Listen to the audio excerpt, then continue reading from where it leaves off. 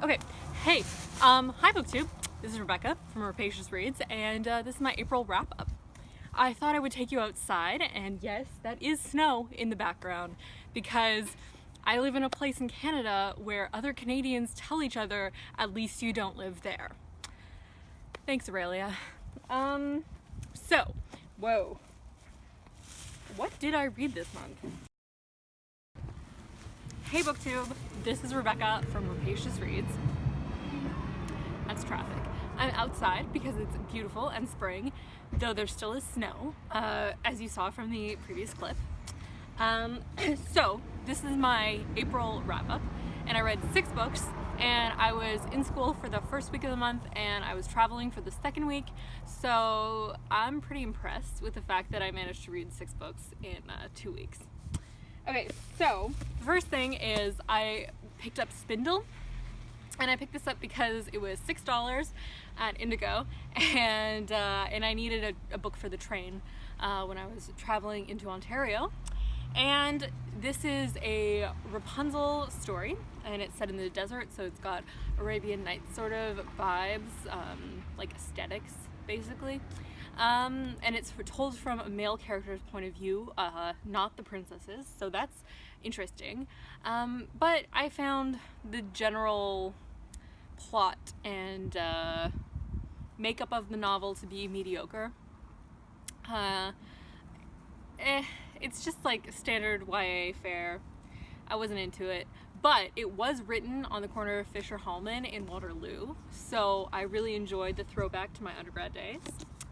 The next thing I finished was amazing. It's The Meditations by Marcus Aurelius.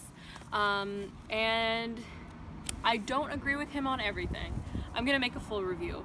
And this edition that I chose is written in full sentences and doesn't have verse notation. And that's just how I wanted to read it. So that is that. Then I picked up another fun book. I read everything by Sophie Kinsella. So I picked up My Not So Perfect Life, which was published last year. She actually has a new book out already for this year, so I don't know if I can afford to pick that up, but that's on the wish list. But My Not So Perfect Life follows Katie Brenner. And it opens up kind of like The Devil Wears Prada. She's working for an office. She has this bitch of a boss who she is like intimidated by and can't seem to impress, and then she gets fired and she moves to a farm, and it's not the London life that she wanted. So it's kind of like somebody fighting their rural roots to try to make it in urban world, which relates very deeply to my life.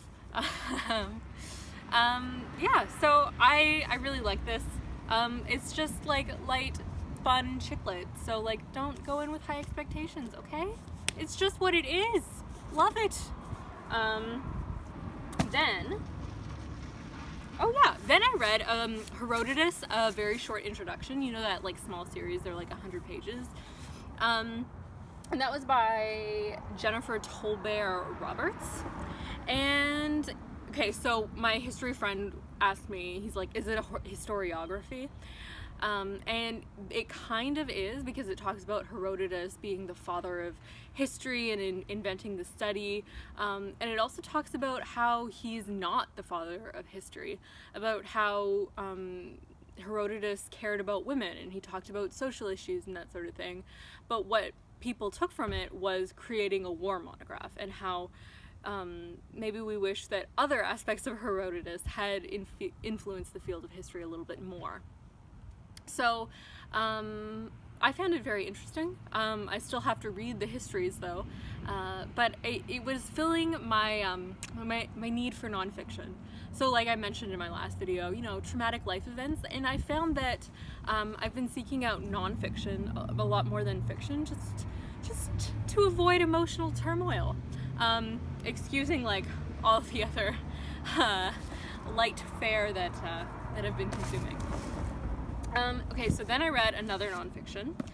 It was She Comes First, a thinking man's guide to woman's pleasure.